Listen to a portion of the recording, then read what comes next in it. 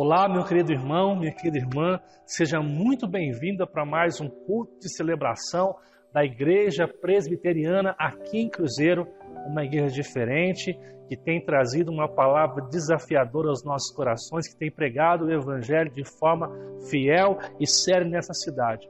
Quero convidar você a adentrar conosco neste culto, nesta noite, para celebrar a vida, para celebrar este amor que Deus tem derramado aos nossos corações, para celebrar a graça de Deus sobre a nossa família, sobre a nossa vida. Quero convidar você a acalmar o seu coração e que em nome de Jesus você possa, pela graça do nosso Senhor e Salvador, ser inspirado por aquilo que você vai ouvir nesta noite, neste culto de celebração. Convido você a abrir sua Bíblia num salmo muito conhecido, Salmo 23. Salmo 23 vamos estar lendo nesta noite e ouvindo aquilo que Deus tem para as nossas vidas. Leia comigo este salmo. O Senhor é o meu pastor, nada me faltará. Ele me faz repousar em pastos verdejantes, leva-me para junto das águas de descanso. Refrigera minha alma, guia-me pelas veias da justiça por amor do seu nome. Ainda que eu ande pelo vale da sombra da morte, não temerei mal nenhum, porque tu estás comigo. O teu bordão e o teu cajado me consolam. Preparas-me uma mesa na presença dos meus adversários. Unges-me a cabeça com óleo e o meu cálice transborda. Bondade e misericórdia certamente me seguirão todos os dias da minha vida, e habitarei na casa do Senhor para todo o sempre. Esse salmo muito conhecido de Davi expressa a confiança de alguém que depende completamente de Deus, que sabe que não consegue conduzir a sua vida se não for pelo cuidado de Deus, de alguém que sabe que é Deus quem efetua em nós tanto querer como realizar, de alguém que entende que é Deus que cuida, protege, preserva e nos dá a condição de viver de forma plena, de forma abençoadora a verdade do Evangelho. E quando eu falo forma plena aqui, amados, eu estou falando de uma vida sem adversidades, porque o texto fala que Ele nos guiará muitas vezes pelo vale da sombra da morte. Ou seja, nós somos convidados a viver na dependência de Deus. Viver como discípulos de Jesus, que creem que Deus irá cuidar da nossa vida na história e na eternidade nós estaremos também com Ele. Quero convidar você neste momento a pedir perdão pelos seus pecados, a reconhecer primeiramente neste culto hoje que você precisa desse pastor na sua vida, guiando a sua vida, conduzindo você, porque a vida muitas vezes nos oferece caminhos que são maus, mas Cristo é poderoso para mudar a nossa vida. Deus é o nosso pastor que preserva e nos cuida. Quero convidar você a estar orando comigo, pedindo perdão pelos pecados e pedindo que o Espírito Santo nos abençoe nesta noite. Vamos orar? Senhor Jesus, obrigado por este tempo de culto que teremos agora. Obrigado por essa palavra que lemos, que nos lembra que o Senhor é o nosso pastor, que o Senhor está cuidando da gente, que nada vai faltar na nossa vida. Obrigado porque a Tua palavra é viva e eficaz e nos ensina a depender completamente do Senhor.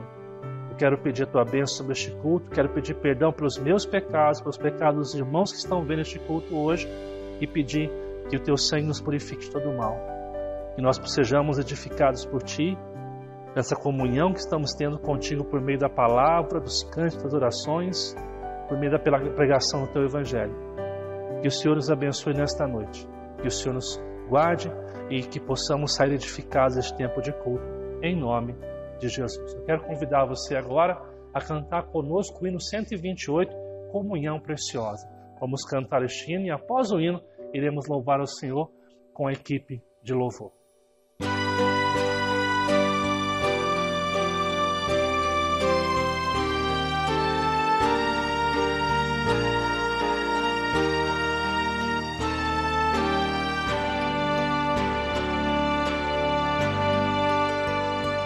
Preciosas são as horas na presença de Jesus, comunhão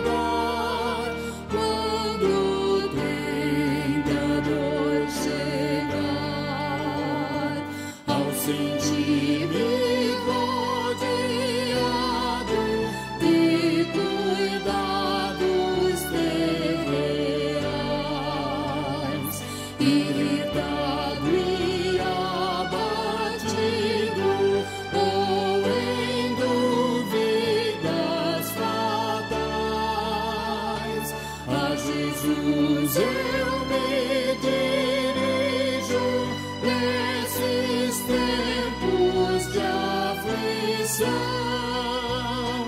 As palavras que Ele fala trazem paz, consolação,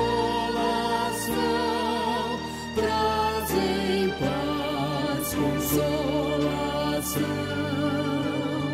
Se confesso meus temores, toda a minha imperfeição, Ele escuta com paciência essa triste confissão. Com ternura repreende meu pecado e todo mal.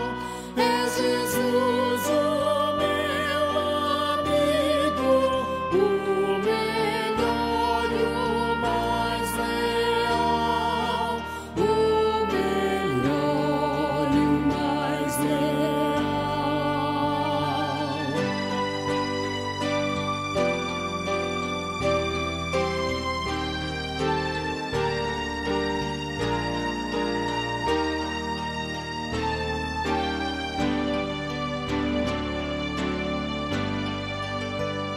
Se quereis saber quão doce é a divina comunhão,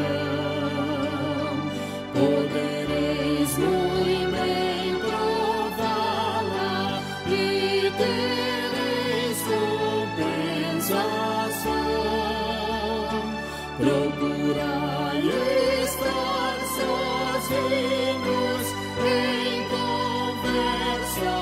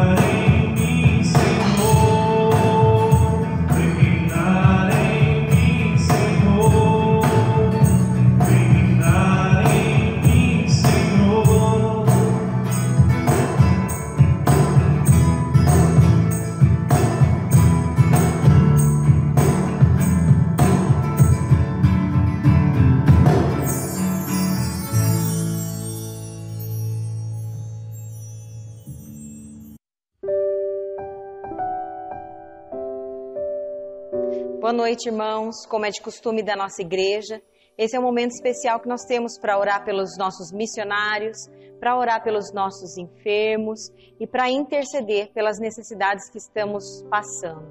Quero convidar você aí na sua casa a se unir com a pessoa que está ao seu lado, ou se você está sozinho, que você coloque o seu coração diante de Deus nesse momento e que a gente possa interceder junto por esses pedidos que nós acabamos de mencionar. Vamos lá? Querido e bondoso Deus, nós te agradecemos e te louvamos por todas as coisas que o Senhor tem feito por nós e por todas aquelas que o Senhor ainda vai fazer. Louvamos ao Senhor pela tua fidelidade sobre nós derramada, pelo seu cuidado, pelo seu poderoso amor que em nós opera.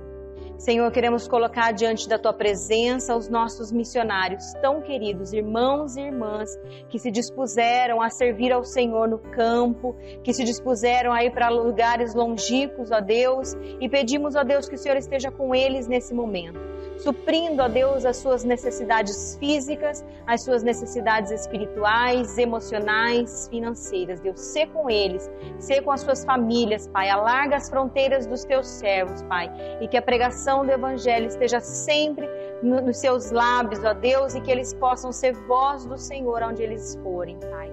Que o Senhor abra portas para que eles possam ter a oportunidade de apregoar as boas novas do Senhor. Cuida deles, Pai, com amor especial. É o que nós te pedimos em nome de Jesus neste momento. Em especial também, Deus, queremos colocar os enfermos da nossa comunidade cristã diante do Senhor. Em especial, nos lembramos da nossa irmã, Dona Mirtes, que passou por cirurgia recentemente e agora está num processo de recuperação. Senhor, esteja com ela, Deus, e que ela possa perceber a boa mão do Senhor repousando sobre ela.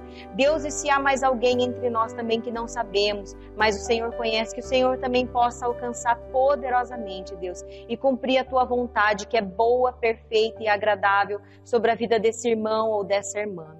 Deus, queremos te louvar por todas as coisas que o Senhor tem feito, que o Senhor possa abençoar a nossa cidade, Pai amado, a administração da nossa cidade, os cuidados, Deus amado, com relação a essa pandemia que estamos tendo, que as pessoas possam perceber que o Senhor está cuidando e que o Senhor está agindo, Deus. Cuida de nós como igreja, que possamos ser realmente o braço do Senhor estendido para esta cidade, para esta região, Pai. Que sejamos cristãos, tementes ao Senhor em primeiro lugar, mas que estejam com seu coração disposto e disponível a abençoar a cidade, em atender o irmão necessitado, Pai. Te louvamos e te agradecemos por este momento de comunhão, onde podemos colocar os nossos pedidos diante do Senhor, diante daquele Deus poderoso que faz infinitamente mais do que tudo aquilo que pedimos ou pensamos. Esteja conosco, ó Deus, como igreja de Cristo neste lugar, nos abençoando e cuidando de nós. É o que te peço no nome de Jesus. Amém.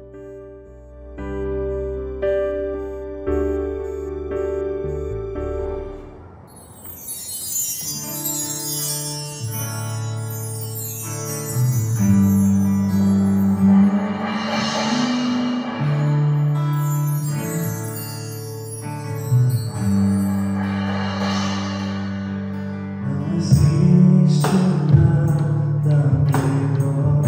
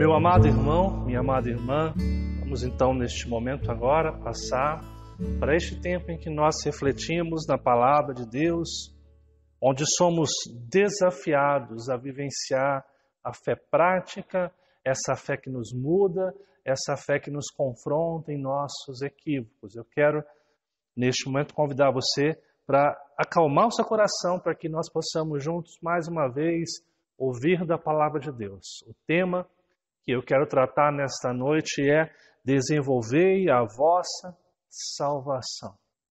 Desenvolvei a vossa salvação é o tema que eu quero trabalhar com você nesta noite de domingo tão especial para as nossas vidas.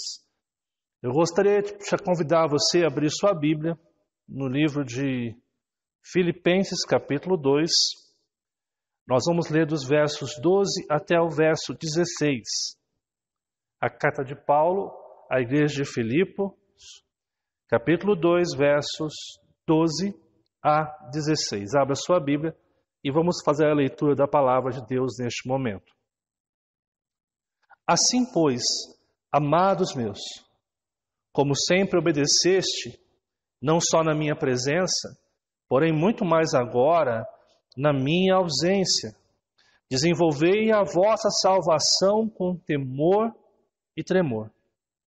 Porque Deus é quem efetua em vós tanto querer como realizar, segundo a sua boa vontade. Fazei tudo sem murmuração, nem contendas, para que vos torneis irrepreensíveis e sinceros, filhos de Deus inculpáveis no meio de uma geração pervertida e corrupta, na qual resplandeceis como luzeiros no mundo, preservando a palavra da vida, para que, no dia de Cristo, eu me glorie de que não corri em vão, nem me esforcei inutilmente. Diante desse texto da palavra de Deus, eu quero convidar você, que está na sua casa, a orar neste momento, a pedir ao Espírito Santo, aquele que compôs as Escrituras, que nos ilumine neste momento de reflexão bíblica. Vamos estar orando neste momento ao Senhor nosso Deus.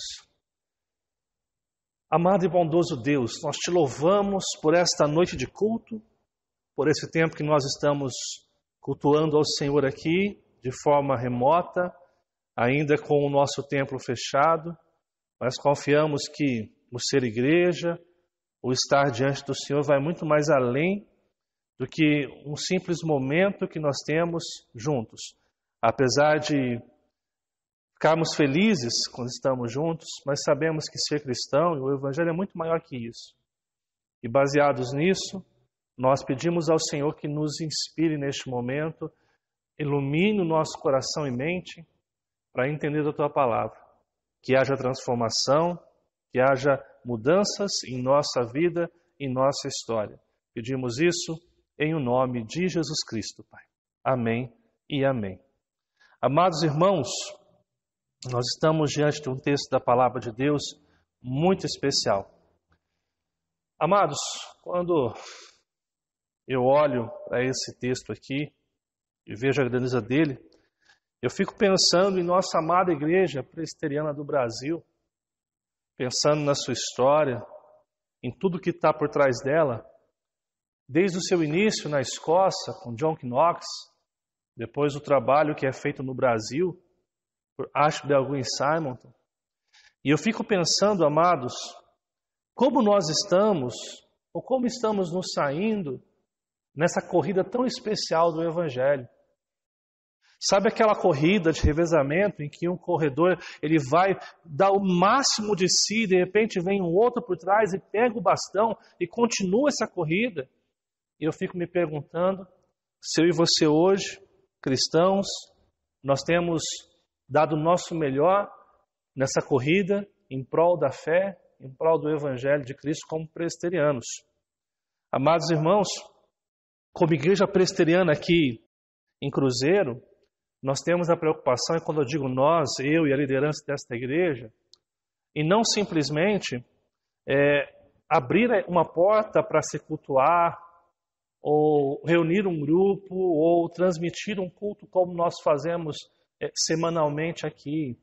Nós temos uma preocupação, uma responsabilidade de não somente desenvolver pessoas religiosas, mas o nosso maior desejo, nossa maior preocupação e responsabilidade é que as pessoas se relacionem com o Senhor Jesus de forma livre e transformadora.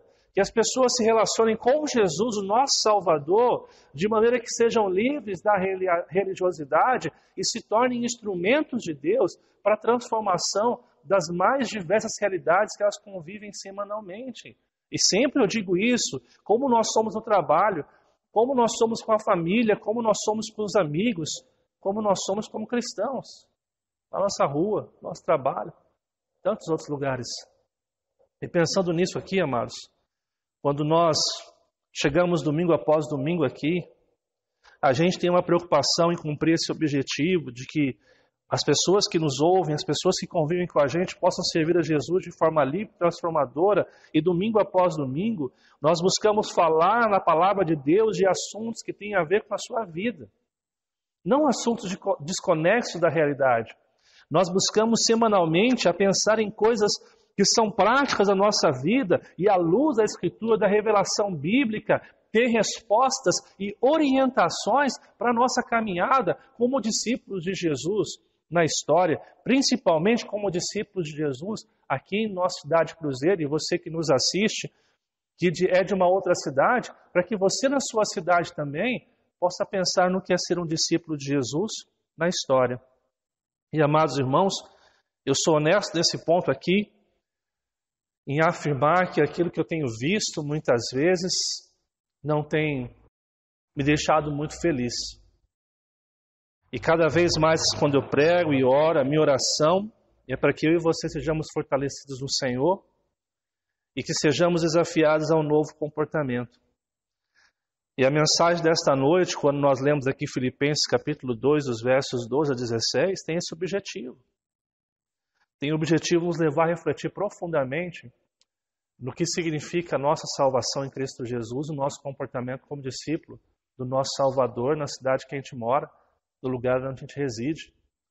E para colaborar um pouquinho com essa reflexão mais profunda que hoje, eu quero, de certa forma, provocar uma reflexão em vocês, e eu quero trazer agora um vídeo que foi gravado na cidade de Curitiba, onde pessoas responderam a 3 perguntas. Quem é o cristão? O que é a igreja? E quem é Jesus? Esse vídeo é um pouco longo, então eu não estou trazendo ele na íntegra aqui, eu estou colocando apenas as respostas das pessoas a respeito de quem é Jesus e quem é o cristão. E você vai ouvir as respostas de pessoas das mais variadas opiniões e contextos, né? E eu peço a você que não corra o risco de, no início desse vídeo, começar a julgar as pessoas que você está ouvindo, ou criar um preconceito com aquilo que ela está falando. Pelo contrário, nosso objetivo com esse vídeo, que faz parte da introdução dessa mensagem aqui, amados, é levar você a refletir sobre a sua fé.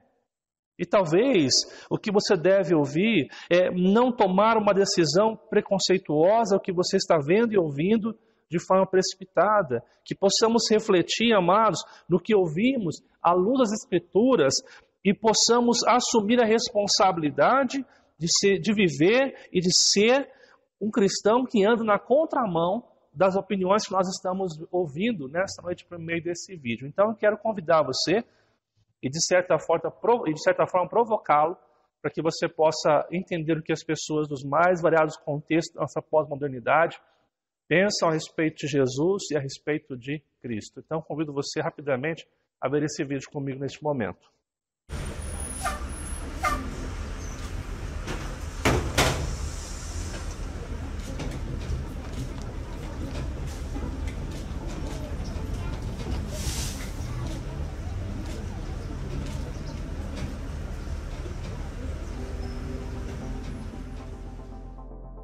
Eu acho que a maioria são um bando de alienados, que só veem a religião em si, não veem o cristianismo que tem por trás, não veem os ensinamentos de Cristo, não veem Jesus. Eu vejo o cristão como uma pessoa que tem fé.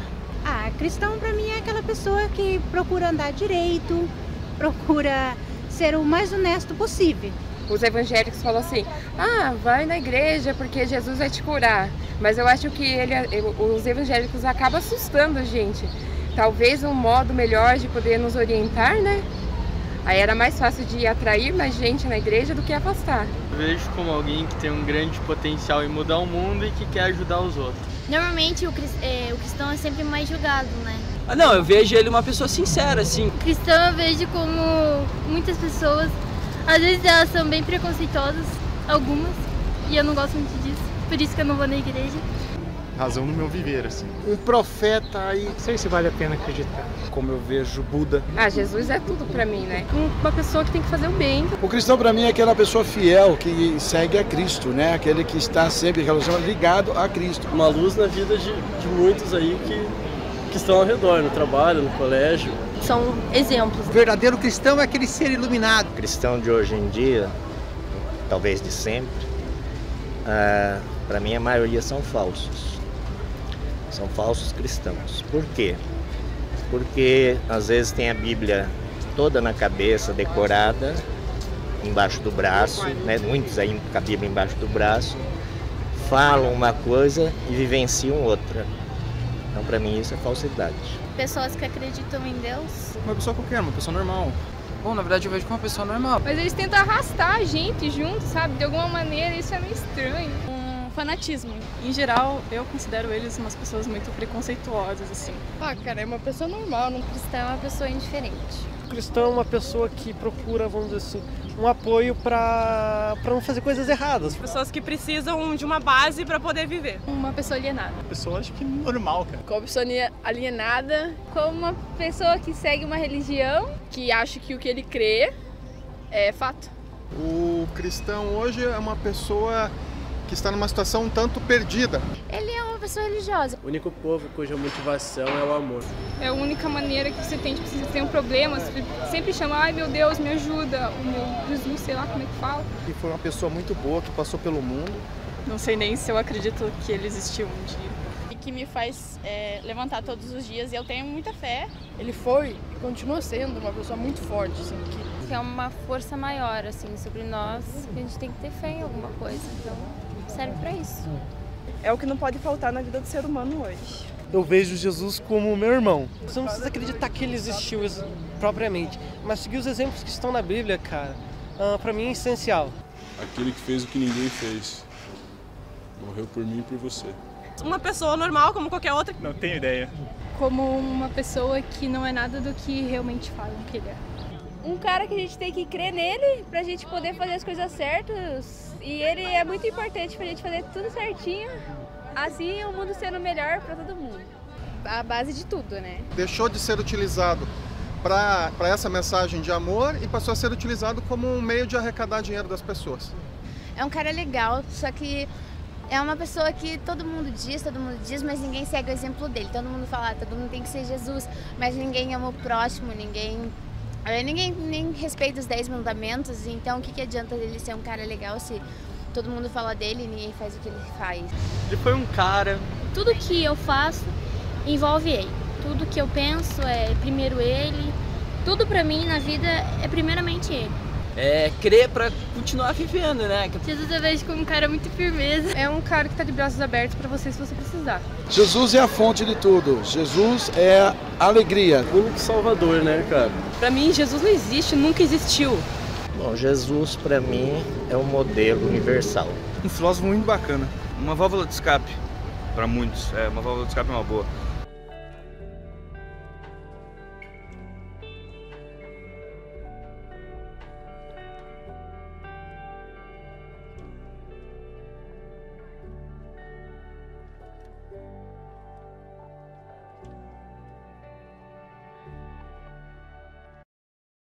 Quando nós lemos, amados, o relato de Apocalipse, principalmente quando você vai ler ali a questão da besta que emerge do mar, que emerge da terra ali, você vai encontrar essa besta que recebe a autoridade de Satanás com uma missão muito clara. Ela tenta tirar todo o crédito do cristianismo e provar para as pessoas que o evangelho não é uma necessidade das pessoas. Provar para as pessoas que o cristianismo ele faz mal para uma sociedade. E quando nós vemos um vídeo como este, onde pessoas são a favor ou contra ali, você percebe que esse objetivo está sendo concretizado na maneira com que as pessoas elas olham o cristianismo e na grande maioria delas, salvo algumas pessoas, elas reconhecem que o cristianismo hoje é algo desnecessário. A fé cristã, infelizmente, em nosso contexto, está em descrédito. E aí eu faço uma pergunta muito importante para você aqui, amados irmãos. Será que nossos vizinhos percebem em nós algo que vale a pena possuir? Será que o seu vizinho, ele olha para você e fala assim, essa pessoa segue a Jesus e eu quero ter essa mesma paz, esse mesmo comportamento que ela tem, a mesma maneira de lidar com a vida? Será que a gente consegue fazer emergir no coração daqueles que sofrem a necessidade do Cristo que nós professamos? Eu digo mais, será que os nossos vizinhos sentiriam falta se nós mudássemos de onde nós moramos? Eu digo mais, será que os vizinhos da igreja aqui vão sentir falta se a igreja sair daqui ou se esse trabalho acabar? São perguntas importantes, amados, que nós precisamos fazer. E por que isso acontece, amados irmãos? Porque muitas vezes estamos falhando em viver aquilo que Cristo espera de cada um de nós. Às vezes, como pastores, nos tornamos produtores de conteúdo semanal. Às vezes, como líderes, nos tornamos apenas administradores de mais uma empresa. E às vezes, como cristãos, nós nos tornamos apenas consumidores de conteúdo semanal. Onde a gente acha bacana, interessante, mas o que a gente ouve, o que a gente vê não afeta profundamente a nossa relação. E, amados irmãos, nós perdemos no andar da caminhada o amor, o desejo de servir de forma reflexiva, a dedicação sincera à obra desse Deus que de forma graciosa nos deu a salvação por meio do seu sacrifício naquela cruz. Amados irmãos, diante de tudo que eu estou falando aqui, introduzindo essa pregação, o texto da nossa reflexão é um texto onde Paulo está desafiando os cristãos de Filipos a repensar o cristianismo que estavam professando e vivendo na prática. Ele olha tudo o que está acontecendo dentro da igreja de Filipos e percebe que isso está prejudicando a comunidade cristã como um todo e também manchando o cristianismo para toda uma sociedade. Quando você lê o verso 12, o texto inicia da seguinte maneira: assim, pois. E essa expressão aqui, assim, pois, indica que Paulo está aqui agora fazendo uma aplicação penetrante do assunto anterior. É um convite ao evangelho prático de obediência ao Senhor e à humildade a partir daquilo que Cristo nos ensina. Se você conhece os problemas da igreja de Filipos, e eu sempre digo aqui que Paulo está escrevendo essa carta da igreja de Roma, a essa igreja que no exato momento aqui estava enfrentando 3 situações muito pontuais, que eram o quê? Uma falsa mensagem por falsos mestres, por falsos líderes. Havia briga para a disputa de cargos eclesiásticos, briga entre os irmãos e duas mulheres, Evode e Sintique, estavam também aqui tendo divergências. Há muitos problemas acontecendo neste contexto, problemas sérios nos relacionamentos. É por isso que quando você olha, o capítulo 2 inicia comigo lá, o nome dessa perícope é o quê? Exortação ao amor fraternal e à humildade. Olha o que Paulo fala no capítulo 2, verso 1 e 2. Se há, pois, alguma exortação em Cristo, alguma consolação em amor, alguma comunhão no Espírito, se há entranhados afetos e misericórdias, completai a minha alegria, de modo que penseis a mesma coisa, tenhais o mesmo amor, sejais unidos de alma, tendo o mesmo sentimento. Paulo faz um pedido mais que especial aqui, para que a igreja em Filipos pudesse pensar a mesma coisa. Por quê? Porque existe na igreja sérios problemas de relacionamentos aqui. E é interessante, amados irmãos, que você vê que isso acontece porque as pessoas estavam buscando a sua autopromoção. Olha o que fala o verso 3 do mesmo capítulo. Nada façais por partidarismo ou vanglória, mas por humildade, considerando cada um os outros superiores a si mesmo. As pessoas queriam se promover e Paulo diz, olha, considere o outro mais importante que a sua promoção pessoal, que o seu nome pessoal dentro de uma comunidade. Nós vemos aqui que pessoas viviam de forma egoísta. Olha só o que fala o verso 4. Não tenha cada um em vista o que é propriamente seu, senão também cada qual o que é dos outros. Ou seja, há essa situação emergindo quando Paulo inicia essa descrição aqui que nós temos nossa Bíblia, o capítulo 2, e depois que Paulo faz esse pedido, mostrando que há um egoísmo, que pessoas querem se promover, o que Paulo faz? Ele coloca dos versos 5 ao verso 11 o exemplo do nosso mestre. Ele fala no verso 5, tende em vós o mesmo sentimento que houve também em Cristo Jesus. E ele insere dos versos 6 ao verso 11 o hino cristológico, o hino que falava da missão de Jesus, da sua humilhação e exaltação. Ele nos diz, pois ele, subsistindo em forma de Deus, não julgou como usurpação ser igual a Deus. Antes, a si mesmo se esvaziou, assumindo a forma de servo, tornando-se em semelhança de homens e reconhecido em figura humana. E assim mesmo se humilhou, tornando-se obediente até a morte de cruz. Daí você encontra nos versos 9, 10 e 11 o processo de exaltação quando Cristo vai. Deus vai glorificar a Cristo, né? O que Paulo está querendo mostrar? O que Paulo está querendo ensinar com esse hino cristológico diante do pedido? Paulo quer que esses irmãos sejam obedientes e que eles tenham maturidade. Paulo sabe que os problemas que estavam prejudicando a comunidade cristã e manchando o cristianismo para a sociedade era decorrente da imaturidade, da infantilidade de alguns irmãos da igreja de Corinto. Então, nós encontramos aqui um grande desafio. Paulo fala assim, pois, amados meus. Assim, pois, amados meus. E essa dedicação aqui, amados, é uma declaração de carinho, porque Paulo, ao mesmo tempo, está exortando os irmãos, mas também Paulo está exortando com amor. Ele fala assim, pois, amados meus, e aqui o desejo, como sempre, obedeceste, não só na minha presença, muito, porém, mais agora na minha ausência. Paulo quer que eles obedeçam e que eles possam seguir o Evangelho sem ter a necessidade, amados irmãos, de que Paulo estivesse presente com eles.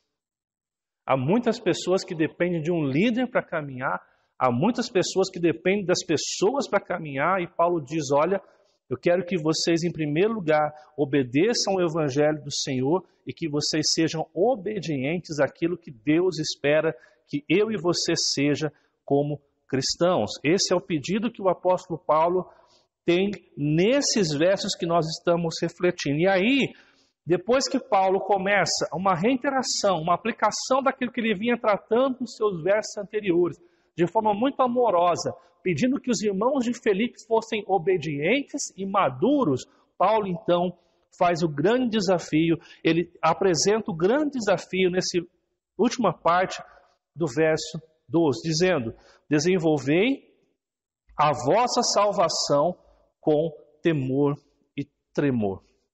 Pensemos aqui alguma coisa no que quer dizer desenvolver a vossa salvação. Em primeiro lugar, salvação não é uma conquista humana, mas um presente gracioso de Deus. Paulo aqui não está associando que o que os irmãos de Filipe fizessem daria a eles salvação. Não, é porque eles eram salvos. Paulo tem em mente uma outra coisa.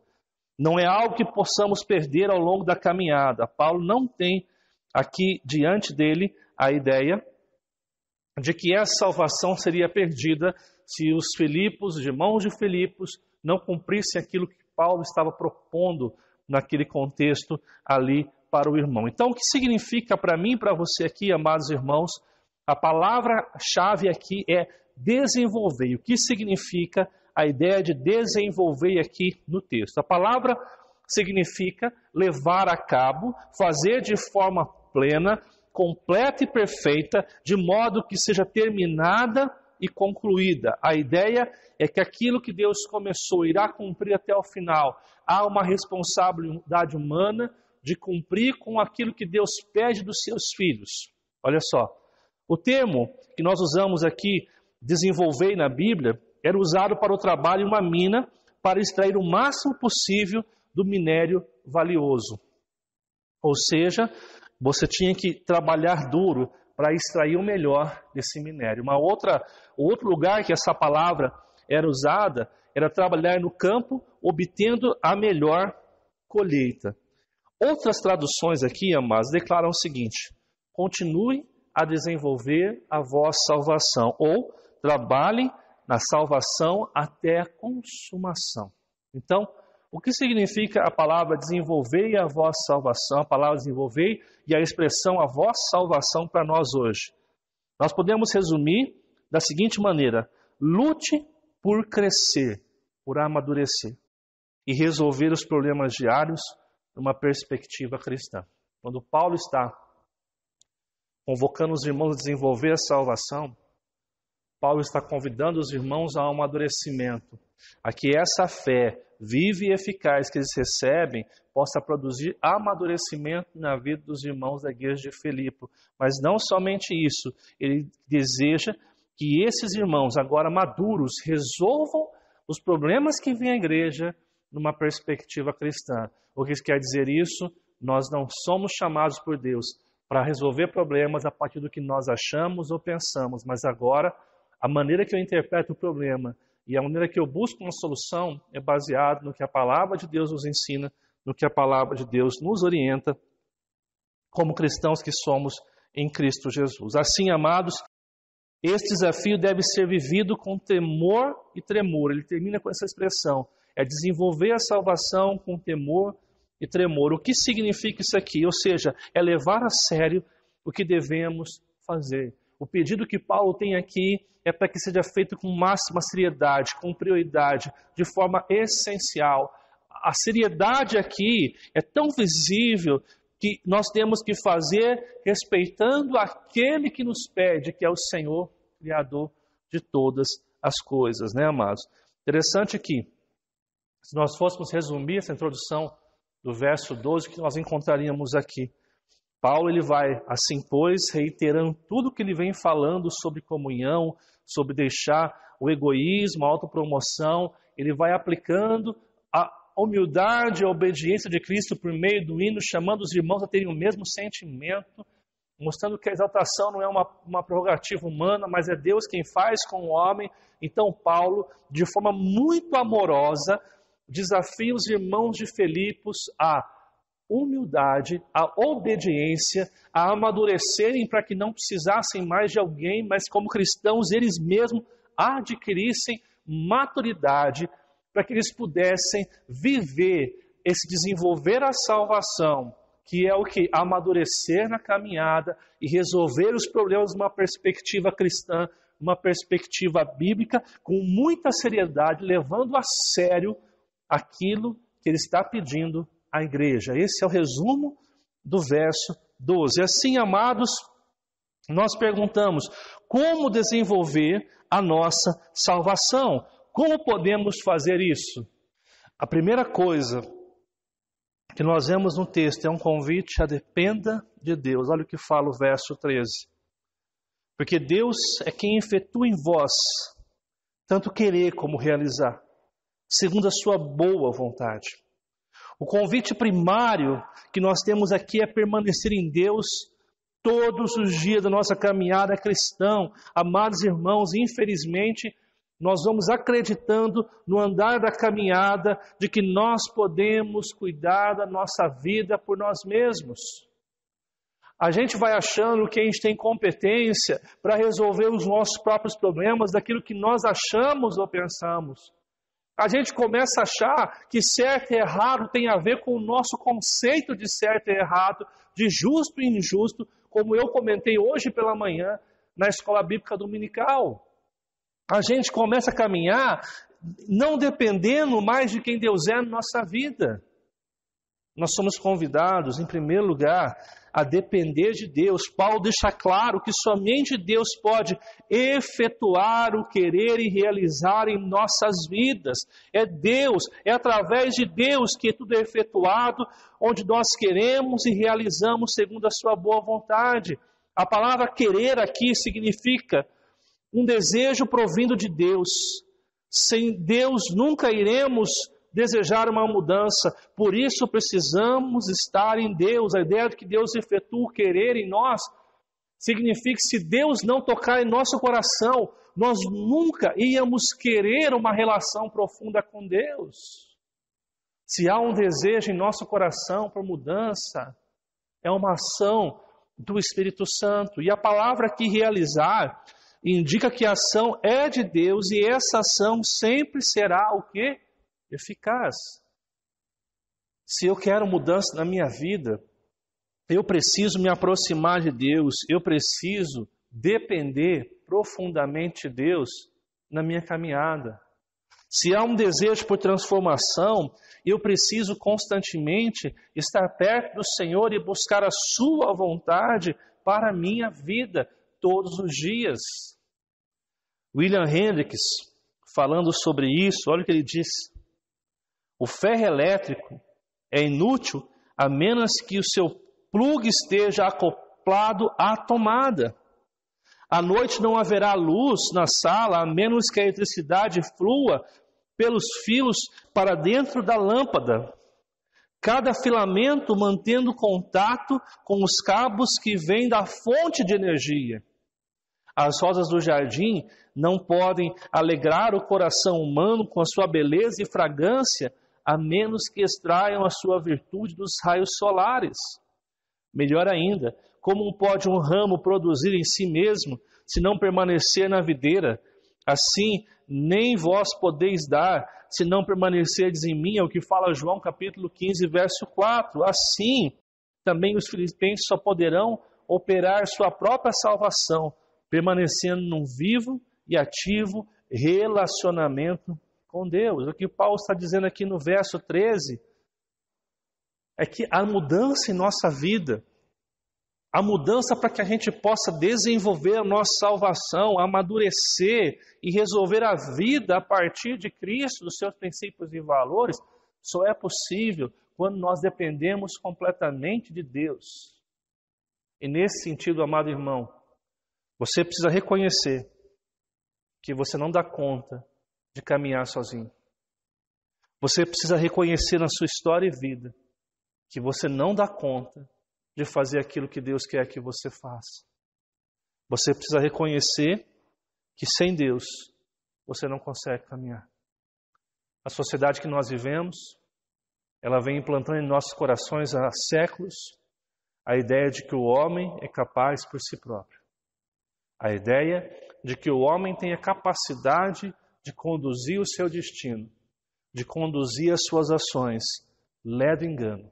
Se você quer vivenciar esse amadurecimento de forma obediente, humilde, como Cristo quer de você, que você possa se envolver em salvação séria a partir da total dependência de Deus, porque é Ele, somente Ele que efetua em nós tanto querer como o realizar. É Deus quem faz a obra, é Deus quem começa a boa obra, é Deus quem termina a boa obra. Por isso, se nós queremos ter a vida, nós temos que estar aonde? Ligados à videira verdadeira. Aonde nasce, de onde vem tudo aquilo que nós precisamos para caminhar e glorificar o nome de Deus aqui na terra, enquanto aqui estamos. Uma segunda coisa que Paulo nos orienta, que Paulo nos indica para que nós possamos desenvolver a nossa salvação é: quebre o ciclo da desgraça. Olha o que fala o verso 14. Fazei tudo sem murmuração nem contendas. Esse processo deve ser feito sem duas coisas: sem murmuração e sem contendas. A palavra murmuração aqui significa murmúrio de rebelião dos filhos de Israel. E eu vou explicar por que é um murmúrio de rebelião dos filhos de Israel. Contenda significa o quê? Disputas e debates inúteis, até mal intencionados. O que você vai encontrar aqui, amados, essa declaração é uma releitura ao que acontecia no Antigo Testamento, onde o povo sempre reclamava, onde sempre o povo punha defeito, onde sempre as discussões e os comentários do povo de Israel ao longo da sua peregrinação do Egito até a Terra Prometida sempre criava contendas, sempre criava rixas. Por diversas vezes o texto fala que Deus se irou com esse povo, tamanha reclamação. Estavam no Egito, reclamavam das dificuldades. Deus liberta, reclamam que no deserto está ruim, que era melhor ficar no Egito. Ou seja, são pessoas que sempre estão reclamando de onde estão. A igreja não é boa, o pastor não é bom, as coisas não estão certas, o trabalho não está bacana, os amigos não são bons. São pessoas que continuam reclamando, murmurando, e as suas reclamações produzem contendas. Interessante que Moisés, ele chama esse povo, Deuteronômio 32:5, de uma geração perversa e depravada. Olha isso que eu estou te dizendo aqui. Quando Paulo fala aos filipenses, olha, desenvolvei a vossa salvação com temor e tremor. Leve a sério isso, porque é Deus que efetua em vós tanto querer como realizar segundo a sua boa vontade, a vontade dele, dependência dele, mas façam isso sem o quê? Sem murmurações e contendas. Paulo aqui está lembrando daqueles irmãos que eu vi, que tinham ouvido a história do povo de Israel, sobre as consequências que esse povo vivenciou ao longo da caminhada. Um povo que reclama de tudo, um povo que murmura e gera contendas no seio da comunidade. Esse ciclo reflete uma vida sem a graça de Deus. Por que esse comportamento de murmurar das coisas, de reclamar das coisas e produzir contenda na igreja é um relacionamento desgraçado, sem a graça de Deus? Por quê? Porque, em primeiro lugar, ambos são atitudes opostas a Cristo. Quando você lê o hino cristológico, dos versos 5 ao verso 11, você percebe que Cristo não reclamou do que estava passando, Cristo não causou contendas. Cristo, esse comportamento de murmurar, de reclamar de tudo, de ser insatisfeito com tudo, de criar confusão, não reflete o comportamento de Cristo Jesus. Segundo, ambas as atitudes trazem descrédito à causa de Cristo. A gente reclama das coisas, a gente fala mal da igreja, fala mal da liderança, reclama do que não concordo com isso, não aceito aquilo, e a gente não percebe que aquilo que nós estamos fazendo e falando todos os dias está tirando totalmente o crédito do Evangelho. E de repente, as pessoas não sabem por que as coisas não caminham bem na sua vida. Me lembra aqui, amados irmãos, de um filho de uma pessoa da igreja que eu aconselhei há um tempo atrás, e essa pessoa já é filho de cristão, mas já estava casado, e há muito tempo afastado da igreja, e o pai e a mãe orando para que este filho voltasse para os caminhos do Senhor, diziam: meu filho foi consagrado a Deus, então ele pertence a Deus. E a gente conversando com esse jovem, no aconselhamento, esse jovem mostrava uma profunda descrédito, um profundo indiferença para com o Evangelho. E conversando com ele, Eu fui entender o porquê esse jovem tinha tanta indiferença com a igreja. Aí ele começou a relatar: pastor, eu cresci numa casa onde os meus pais trocavam de igreja de tempo em tempo. Eu cresci em uma mesa de refeição na minha casa, onde minha mãe e meu pai reclamavam do pastor, reclamavam do que a igreja estava fazendo, reclamavam das pessoas, falavam mal dos irmãos. Eu cresci em um lugar onde os meus pais demonstravam com as suas atitudes que não valia a pena seguir a Cristo. E aí, o grande choque, né? Porque agora esses pais, pedindo para que seu filho voltasse, orando a Deus, não perceberam que eles mesmos foram responsáveis, por meio da murmuração e contendas, por afastar os seus filhos do caminho do Senhor. Olha que coisa séria aqui. Essa vida que reclama de tudo e faz contendas é uma vida desgraçada, sem a graça de Deus. E Paulo convida os irmãos de Corinto e a mim e a você a quebrar esse ciclo da desgraça. Façam tudo, não somente algumas coisas, sem murmuração nem contendas. Não sejam como o povo de Israel foi no Egito, que reclamou tanto, que criou tanta confusão, e eles não entraram na terra prometida. Segundo ponto, para desenvolver a salvação é isso: quebre o ciclo da desgraça. Se nós queremos desenvolver a salvação que Cristo pede a mim e a você, em primeiro lugar, nós precisamos depender de Deus, porque é Ele quem efetua em nós tanto querer como realizar. A gente não dá conta, a gente não dá conta de conduzir a nossa vida e a nossa história.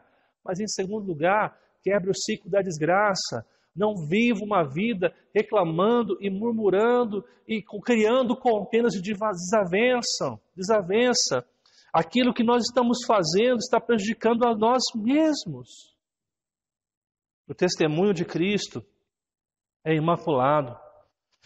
Ambas atitudes, murmuração aqui e contendas, amados, eles dividem pessoas, famílias e igreja.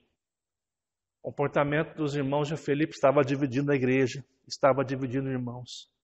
E o nosso comportamento hoje, reclamando de tudo, criando confusão, criando contenda, está dividindo pessoas e a igreja de Cristo. Amados irmãos, a gente tem em nossa cidade um histórico muito complicado no nosso meio evangélico, principalmente porque muitas igrejas dessa cidade, eles iniciaram seus trabalhos por meio de divisões e rachas. E geralmente as divisões e rachas não são levantar por causa do evangelho verdadeiro, não são porque pessoas cansaram do evangelho falso e querem o evangelho verdadeiro, não. A maioria delas são por causa de ego, de orgulhos feridos. Nós precisamos quebrar esse ciclo da desgraça se nós queremos desenvolver nossa salvação com temor e tremor. Terceiro conselho que Paulo nos dá para desenvolver a nossa salvação é: viva como discípulo. Olha o que fala o verso 15. Para que vos torneis irrepreensíveis e sinceros, filhos de Deus inculpáveis, no meio de uma geração pervertida e corrupta, na qual resplandeceis como luzeiros no mundo. O grande foco deste verso está na ideia de que o que o cristão é no mundo. Ele adentra a sociedade como um todo. Se você perceber os pontos que eu estou usando aqui, quando nós falamos em depender de Deus, nós estamos tratando da nossa relação pessoal com Deus, íntima com Deus. Quando nós falamos sobre quebrar o ciclo da desgraça, nós estamos falando da nossa relação para com a comunidade cristã que nós estamos inseridos. Mas quando nós estamos aqui, amados irmãos, falando de nos tornar irrepreensíveis, nós estamos falando da sinceridade com que estamos vivendo a nossa vida. A expressão vos torneis irrepreensíveis aqui, a palavra irrepreensível significa viver em pureza, refletir o caráter de Cristo, a ideia de que as pessoas lá fora não tenham o que falar de você. Ser irrepreensível é que você vive aquilo que Cristo quer na sua vida e as pessoas não têm o que falar de você lá fora. É isso que Deus pede, o bom testemunho teu na sociedade. É isso que o texto fala, para que vos torneis irrepreensíveis, mas também não só irrepreensíveis. A palavra aqui, sinceros. E a palavra sinceros aqui significa não adulterado. A expressão aqui, amados, era usada para descrever a pureza do vinho e do leite. Não era um leite ou um vinho adulterado, não se colocavam água no vinho ou no leite. Era algo que era puro. E aqui há um exemplo muito bacana que nós temos que lembrar aqui, que é o seguinte: naquela época se usava um barro muito puro para fazer vasos, mas algumas pessoas começaram a usar um barro adulterado. E quando faziam um vaso com um barro adulterado, esses vasos começavam a dar trincas. Sabe o que as pessoas faziam? Elas pegavam cera e passavam ali a cera com pigmento, e aquela cera, ela tampava aquela trinca. Conforme o andar da carruagem, aquele calor intenso, a cera derretia, e então aparecia a impureza daquele barro, daquela obra que foi feita ali, que era vendida. Então aqueles que compravam esses vasos adulterados aqui, eles começaram a exigir que os barros viessem sem cera. Daí vem a palavra sem cera, que significa ser sincero, ser puro e não adulterado. O que Paulo está dizendo aqui, amados irmãos, para que vos torneis irrepreensíveis e sinceros, filhos de Deus inculpáveis, no meio de uma geração pervertida e corrupta, na qual resplandeceis como luzeiros no mundo. Aqui Paulo está dizendo, olha, na sociedade as pessoas não devem ter o que falar de você. Se falarem de você, que sejam mentiras e calúnias, como nós temos prometido em Mateus capítulo 5 aqui. É interessante você perceber isso, amados. Nós precisamos ser sinceros, sem cera. Nós precisamos ser irrepreensíveis lá fora como filho de Deus, inculpáveis. Que nós possamos carregar as calúnias e difamações por causa de Cristo, não por causa do nosso comportamento. Pedro nos fala isso em sua carta. Se nós sofremos por causa de Cristo, nós devemos nos alegrar. Mas se sofremos como ladrão, adúltero, aquele que faz o mal, então nós estamos envergonhando o Evangelho. O terceiro ponto aqui indica que nós devemos viver como discípulos de Jesus. Como discípulos do nosso Senhor e Salvador, como discípulos daquele que nos salvou. Ele diz que vocês possam ser filhos inculpáveis no meio do quê? Uma geração pervertida e corrupta, que a gente possa ser testemunho vivo do discipulado cristão, no meio de uma sociedade que não quer Jesus, que não reflete a ética e a moral do reino de Deus, que nesse contexto de trevas, eu e você possa ser o quê? A gente possa ser luz. Aquilo que Deus fala para nós em Mateus capítulo 5. Abra sua Bíblia rapidamente e leia comigo que Mateus capítulo 5 nos orienta no Sermão do Monte. Jesus falando, ele fala o seguinte, verso 14: vós sois a luz do mundo, vocês são a luz para uma geração que precisa de luz. Olha o que fala o verso 16, assim brilhe também a vossa luz diante dos homens. Não é a luz da nossa pureza, mas é Cristo refletindo em nós. Diante de quem? Dos homens, na sociedade, para que vejam as vossas boas obras. Não são qualquer obra, são boas obras. E façam o quê? E glorifiquem ao vosso Pai que está nos céus. Amados irmãos, o apóstolo Paulo aqui, ele nos desafia a viver a salvação. Acompanha comigo uma releitura do texto mais uma vez, para que a gente possa chegar então a uma conclusão aqui nesta noite. Verso 12. Assim, pois, amados meus, Paulo está fazendo uma releitura, uma aplicação prática e muito profunda a respeito de tudo que ele vem tratando sobre humildade, sobre ter o mesmo conhecimento, sobre não se promover, sobre não ser orgulhoso. Ele passa esse processo no filtro que é o exemplo de Cristo, no hino cristológico, dos versos 5 ao 11. Então, no verso 12, Paulo faz uma releitura, chamando os irmãos à responsabilidade do que eles estão ouvindo, mas Paulo fala isso com muito amor. Ele fala, amados meus, e Paulo quer o quê? Que haja obediência e humildade e amadurecimento, para que eles pudessem fazer o quê? Viver como discípulos de Jesus, não dependentes de homens, mas amadurecidos na palavra de Deus. Então, diante desse desejo de Paulo, Paulo lança o caminho: desenvolvei a vossa salvação, que não tem a ver com ser salvo, porque nós já somos salvos em Cristo Jesus, tem a ver com levar a cabo, com se esforçar para honrar tudo aquilo que Deus fez. É a nossa responsabilidade humana viver os princípios e valores de Deus de forma o quê? Séria, com temor e tremor. E aí Paulo então passa a apontar algumas necessidades que nós temos, alguns princípios para desenvolver a salvação, que é, em primeiro lugar, dependa de Deus, porque é Deus quem efetua em vós tanto querer como realizar segundo a sua boa vontade. Quanto mais eu permaneço em Cristo, entendo que eu não dou conta da minha vida, mais eu estou vivendo aquilo que Deus quer, estou desenvolvendo a salvação que Deus espera de mim, está trabalhando em minha vida. Em segundo lugar, Paulo nos convida a quebrar o ciclo da desgraça. Ele fala no verso 14: fazei tudo sem murmuração nem contendas, ou seja, pare de reclamar, pare de ser como o povo de Israel que reclama e traz confusão. Quando nós fazemos isso, nós estamos prejudicando a fé cristã, estamos dividindo pessoas, estamos afastando as pessoas do evangelho sincero. E por último, Paulo desafia a viver como discípulo na sociedade, para que vocês se tornem irrepreensíveis, sinceros, sem cera, não adulterados, puros, filhos de Deus inculpáveis no meio de geração pervertida e corrupta, na qual resplandeceis como luzeiros no mundo. E aí Paulo então conclui o seu texto da seguinte maneira: preservando a palavra da vida, verso 16, para que no dia de Cristo eu me glorie de que não corri em vão, nem me esforcei inutilmente. Paulo aqui, ele fecha o seu conceito, a sua explanação com duas ideias muito claras. A ideia de preservar a palavra da vida significa transmitir a palavra de Deus àqueles que precisam. A nossa missão.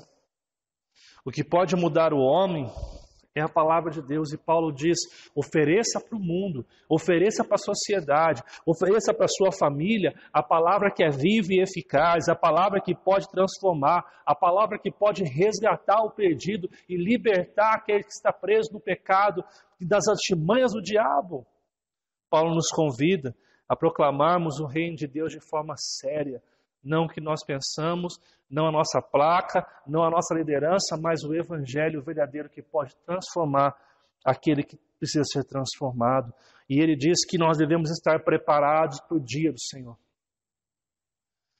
O dia do Senhor aqui está falando da volta de Cristo. Uma das coisas que nós parece que a gente se esqueceu disso. Que a gente possa repensar que Cristo vai voltar. E a gente vai se apresentar diante dele. E quando nós apresentarmos diante de Cristo, o que a gente tem a oferecer a esse Deus? A gente foi um servo bom e fiel, que viveu, que desenvolveu a salvação com temor, com tremor, que se tornou obediente, humilde, que amadureceu na caminhada. Ou a gente vai chegar diante de Cristo como aquele servo que enterrou os talentos, não fez nada, e Deus nos chama servo infiel. Servo infiel. Paulo está alertando aqui os irmãos que o dia de Cristo vai chegar. E como eu e você vamos nos apresentar diante de Cristo? Como aqueles que ao longo da caminhada preservaram a palavra, deram a palavra ao mundo, ofereceram a vida em Cristo, Jesus, aquelas pessoas que estão na sociedade, ou são aqueles que ofereceram reclamações, brigas, contendas, aqueles que não dependeram de Deus, aqueles que não viveram como discípulos de Jesus? Paulo tem aqui dois pontos muito claros, dois pontos. Primeiro, ofereça a palavra a uma sociedade que precisa, através da sua vida, comportamento e ética, mas se atente que haverá o dia do Senhor, porque no dia do Senhor todos nós nos apresentaremos diante dele e nós seremos julgados pelas nossas obras, nós seremos tratados por aquilo que fizemos. Eclesiastes fala que no último dia as obras boas e maus serão levantadas. Como nós nos apresentaremos diante de Cristo, diante do nosso Senhor? Seremos justificados em Cristo Jesus, porque realmente somos salvos, vivemos como tais? Ou descobriremos que a nossa fé está baseada numa religiosidade que não salva e que não muda o nosso coração? Porque 2 Coríntios capítulo 5, verso 17, fala que aqueles que estão em Cristo Jesus são nova criatura. As coisas velhas se passaram, que tudo se fizeram novas. Tudo, não somente algumas coisas. Paulo termina dizendo, para que no dia de Cristo, que eu me glorie de que não corri em vão, nem me esforcei inutilmente, como se Paulo estivesse dizendo, amados irmãos, vivam isso, porque eu estou fazendo a minha parte como cristão. Eu estou exortando vocês, eu preguei para vocês, eu estou discipulando vocês, eu estou fazendo a minha parte em apresentar no dia do Senhor de vocês, que vocês estão fazendo. Assim, pois, amados meus, como sempre obedecentes, não só na minha ausência, muito mais agora na minha presença, muito mais agora na minha ausência. Desenvolvei a vossa salvação com temor e temor. Como? Dependendo de Deus. Quebrando o ciclo da desgraça e vivendo como um discípulo de Jesus. Ofereça ao mundo a palavra de Deus. Se prepare para o dia do Senhor. Esse texto aqui, amados, me faz lembrar um outro texto que nós encontramos na carta de Pedro. Segunda carta de Pedro. Olha só o que fala o capítulo 3. Abra sua Bíblia. Segunda de Pedro, capítulo 3, você vai encontrar ele falando a respeito da vinda do Senhor e o seu significado. E do verso 1 até o 3 ele fala que muitos estão considerando como demorada a volta do Senhor. Mas ele deixa claro que Deus virá. Quando eu e você não estivermos nem pensando nisso. Quando eu e você estivermos apercebido. E aí, olha o que ele fala no verso 14. Por esta razão, a volta de Cristo. Pois, amados, especialmente, esperando estas coisas, empenhai-vos por seres achados por Ele em paz, sem mácula e irrepreensíveis. A mesma palavra que Ele está usando aqui em Filipenses, para que vos torneis irrepreensíveis. A mesma palavra. E tendo por salvação a bondade de Deus, a longanimidade do nosso Senhor, como igualmente Paulo, nosso amado irmão, nos escreveu, segundo a sabedoria que lhe foi dada. Olha o que fala então, no verso 17 e 18. Vós, pois, amados, prevenidos como estáis de antemão, acautelai-vos, não suceda que, arrastados pelo erro desses insubordinados, descaiais da vossa própria firmeza. Antes, crescei na graça e no conhecimento do nosso Senhor e Salvador Jesus Cristo. A Ele seja a glória, tanto agora como no dia eterno.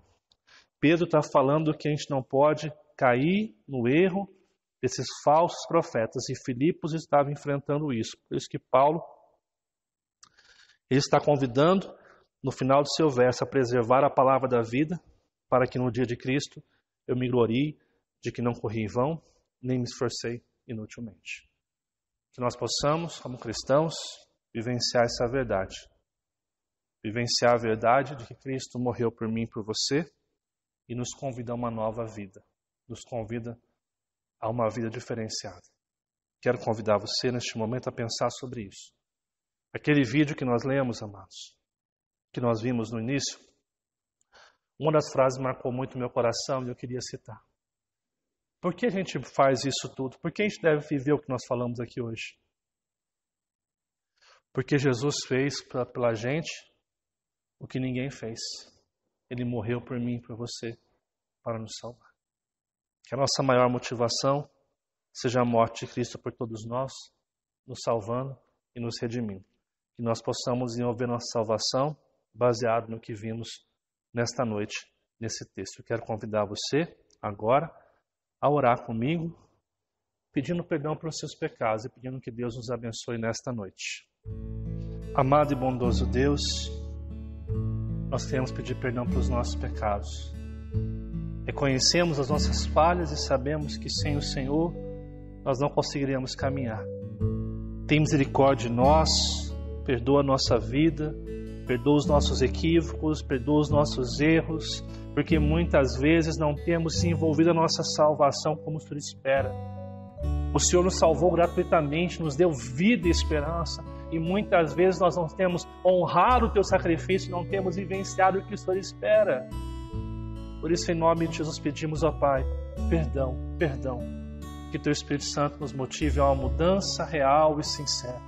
Pedimos que nesta noite o Teu Espírito Santo nos convença dos nossos erros, para que nós possamos ser transformados.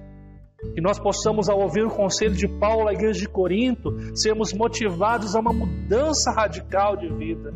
Que tenhamos o sentimento que houve em Cristo Jesus de obediência, humildade, e que nós possamos amadurecer na fé.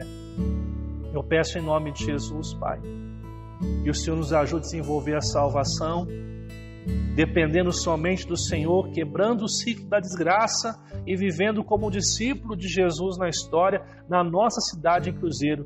Que o Senhor nesta noite visite cada casa, cada lar, levando-os ao arrependimento, levando-os a uma transformação de vida, Pai. Que a Tua palavra, que é viva e eficaz, adentre em nossos corações, faça morada e nos transforme em nome de Jesus, Pai. Amém e amém. Louvamos ao Senhor por mais um culto, louvamos ao Senhor por mais um tempo que nós temos com Deus aqui para louvá-lo, para engrandecê-lo. E eu quero agradecer por este culto e pedir a Deus que Deus possa estar abençoando a sua vida, sua casa, seu trabalho, seu ministério, todos os dias. Eu quero deixar alguns recados para a igreja, recados que nós habitualmente deixamos para você aqui. O primeiro deles, nosso culto no lar. Amado e querido irmão, invista na sua família. Reserve um tempo para orar, para ler a Bíblia e para ter comunhão com Deus, orando pelos seus pedidos de oração, pela igreja, pela sua família. Esse é um tempo rico que Deus dá a mim e a você. Segundo recado, nós temos nossas lives, tá, amados? No Facebook e também no YouTube. Como que está funcionando? Quarta-feira, nós temos um estudo bíblico às 8 horas, que é transmitido pelo YouTube e pelo Facebook. Nós começamos uma série de estudos sobre o ser de Deus, os nomes de Deus, os atributos, trindade. E nós fizemos semana passada um estudo sobre o conhecimento negativo de Deus. Um tempo muito bacana que vale a pena você investir na sua vida, tá ok? Essa semana vamos falar sobre os nomes de Deus. Um outro recado, e daí na sexta-feira, desculpa, nós temos a live mais informal somente pelo Facebook, sexta-feira às 8 horas, ok? Um outro recado é a EBD online todos os domingos às 9 horas da manhã. Um tempo de reflexão bíblica, prática, na sua vida de estudar a palavra de Deus. No domingo, depois do culto aqui, você tem a oportunidade de um trabalho para os seus filhos, o Momento Kids. O link vai estar aqui neste canal do YouTube, depois o nosso culto disponível para você passar para os seus filhos, para enviar para os seus amigos que também têm filhos pequenos. Eu quero agradecer a todos neste momento que têm ofertado e dizimado na igreja. Muito obrigado pela fidelidade a Deus. Nós contamos com o seu dízimo e oferta, pois sabemos que esses recursos que os irmãos têm confiado à igreja serão aplicados no avanço do reino de Deus. Está aqui embaixo a conta para que você possa depositar, para que você possa estar nos ajudando como família cristã, como família aqui em Cruzeiro. Se você é de fora e quer nos ajudar, anote nossa conta aqui, manda uma oferta para nós que vai ajudar muito o nosso trabalho também aqui. Não esquece de, após a oferta ou dízimo, enviar o comprovante ao nosso tesoureiro, nosso irmão Leuer, para que ele possa fazer a contabilidade. Amados irmãos, eu venho aqui hoje também trazer uma boa notícia. Domingo que vem, dia 27 de setembro, nós estaremos reabrindo a igreja aqui em Cruzeiro. Nós teremos apenas um culto que vai ser realizado às 10 da manhã aqui no templo da igreja. Nós vamos mandar os irmãos um link, orientando como vai ser feito a reabertura dos trabalhos, né? Vai ser um culto domingo às 10 da manhã e uma boa notícia, um culto com a Santa Ceia do Senhor. Nós vamos reabrir celebrando a Santa Ceia. Você que quer participar, vai ser apenas para 40 pessoas aqui o culto, devido às normas que nós temos que seguir no nosso município. Então você vai se inscrever para este culto, né?